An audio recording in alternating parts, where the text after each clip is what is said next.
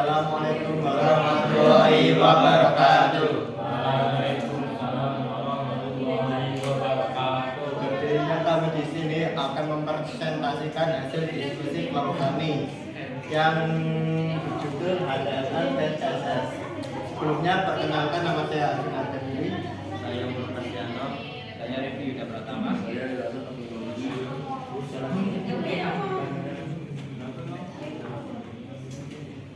Bab 1 latar belakang HTML adalah bahasa makhluk standar yang digunakan untuk membuat halaman web. Ini adalah bahasa dasar yang mengatur struktur konten di internet, memungkinkan pengembangan web untuk menentukan teks, gambar, link, dan elemen lainnya pada halaman web.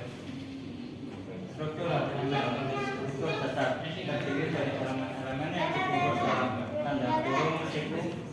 Elemen-elemen ini biasanya terdiri dari tag pembuka, konten, dan tag penutup. Berikut struktur dasar dokumen HTML.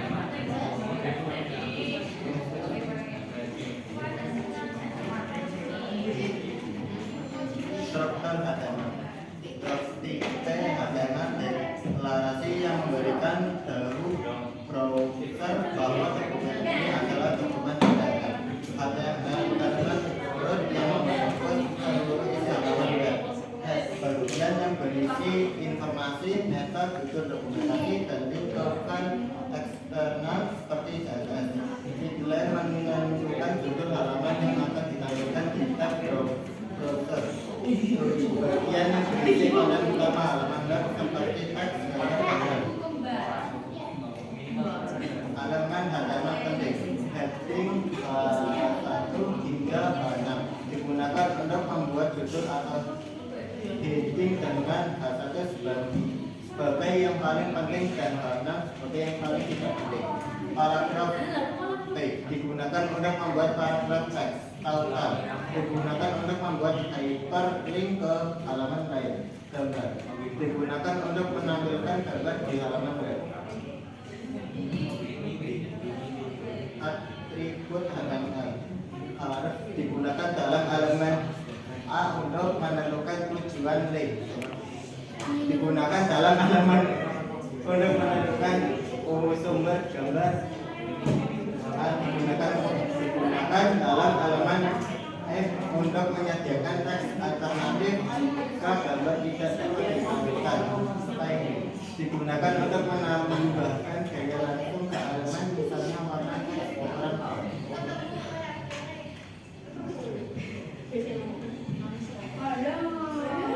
Dasar HTML dasar berurutan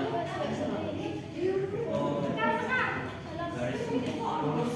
Item dalam daftar diberi nama secara otomatis. Daftar titik berurutan L. Item dalam daftar ditandai dengan balet atau simbol lain. 5. Tabel HTML. Tabel digunakan untuk menyusun data dalam garis dan kolom. Halaman yang digunakan termasuk tabel, baris, rigid, sel, dan tidak tabel.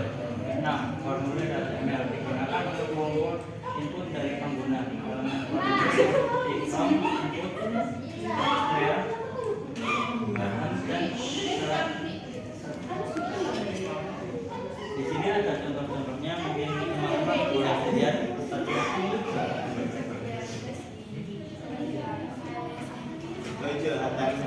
HTML memperkenalkan halaman baru yang membuat pada HTML lebih sistematik dan ramah mesin pencari seperti Tiger,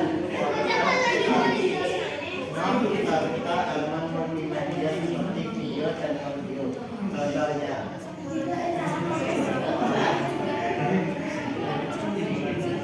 Kesimpulan dari HTML umumnya merujuk pada cara menyimpulkan atau mengakhiri bagian tertentu dari dokumen HTML. Berikut beberapa elemen HTML yang sering digunakan untuk menyimpulkan bagian.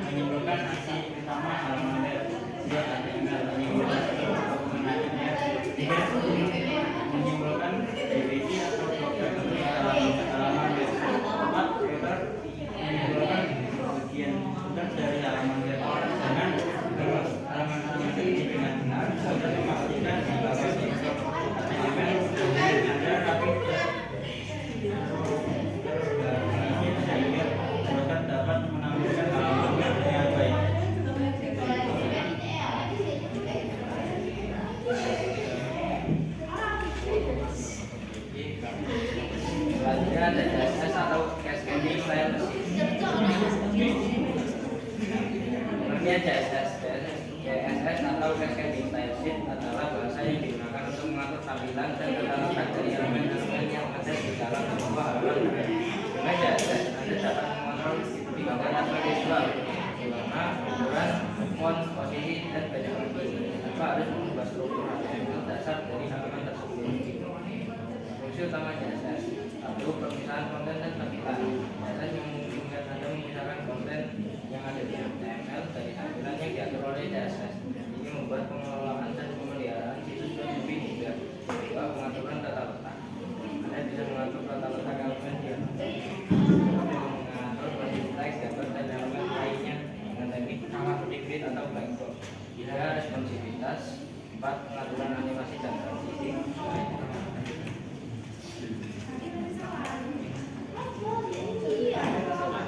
Selanjutnya komponen utama CSS. Yang pertama striker. Striker digunakan untuk menentukan elemen gaya mana yang akan dimiliki gaya. Yang kedua deklarasi. Deklarasi menentukan properti dari lain media yang digunakan pada elemen. Deklarasi ditulis di dalam buku awal dan terdiri dari dua bagian, properti dan lain. 3. Properti.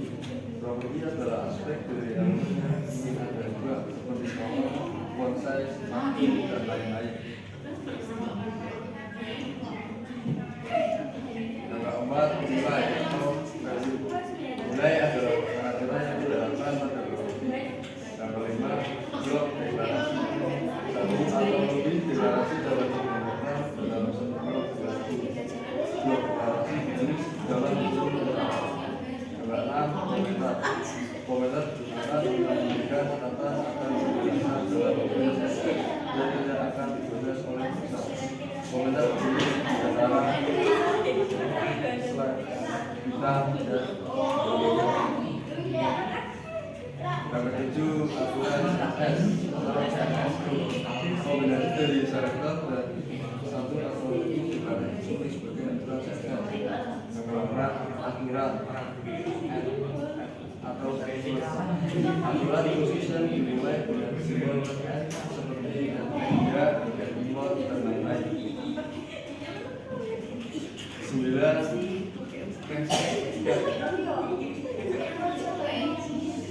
Pertama, spesifisitas adalah aturan yang menentukan mana dari beberapa aturan CSS yang berlaku pada elemen. Kemudian spesifisitas dan nilai ini digunakan untuk menentukan prioritas jika ada lebih dari satu aturan yang bisa digunakan. 2.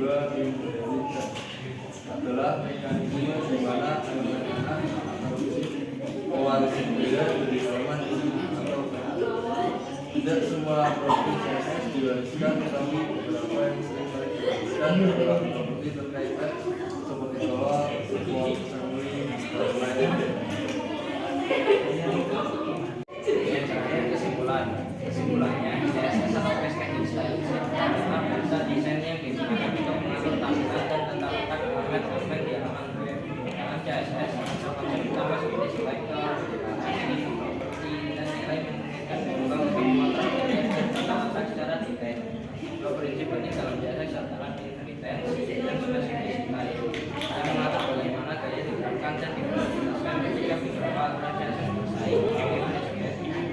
Pastikan bahwa gaya diterapkan secara konsisten dan prediktif, memungkinkan pengembang untuk menciptakan desain web yang kaya dan terstruktur.